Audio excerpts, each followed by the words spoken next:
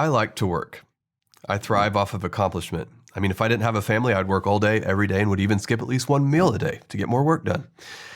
There's been times in my life where I literally worked that hard. The problem was the harder I worked, the more I had to do. I never got caught up. I was always behind. And on top of this, when you fill yourself with accomplishment, you keep needing a bigger hit.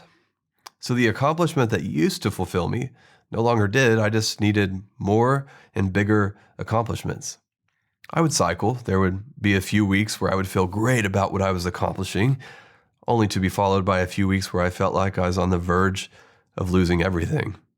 Success, fear of failure. Success, fear of failure.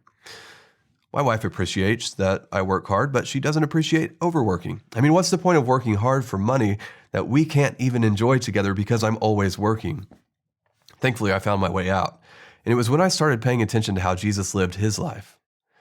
He was never in a hurry. There was a time when one of his best friends was dying, and instead of rushing to heal him, he waited a few days, let him die, and then went and raised him from the dead. You couldn't hurry Jesus for nothing. Jesus took time for himself when he needed it. You'd think he'd be always on, always available for whoever would need him. But nope, he often disappeared to where the disciples couldn't even find him. Jesus didn't worry about how much money was in the bank, or how popular he was, or where his next meal would come from, because he knew that as long as he was about the Father's business, he would be taken care of.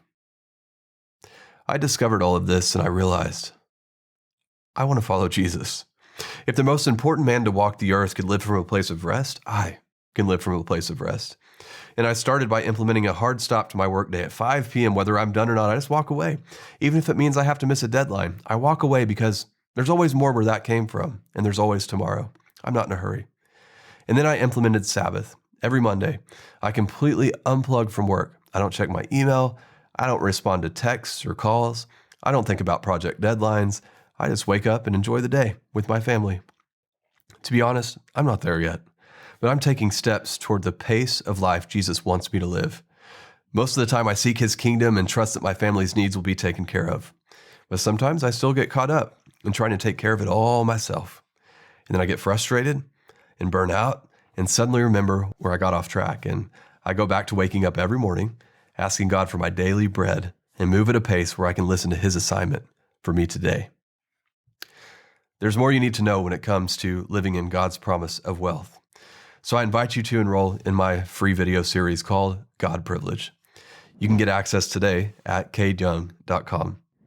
Also, go ahead and hit the like button because that'll help this video get out to everyone who needs it. Did you do it? Please hit that like button and go get your free video series at cadeyoung.com. And before you go, I want to make sure that we're clear on what Jesus did for you. Jesus gave his life, not just to forgive you, but to free you from sin.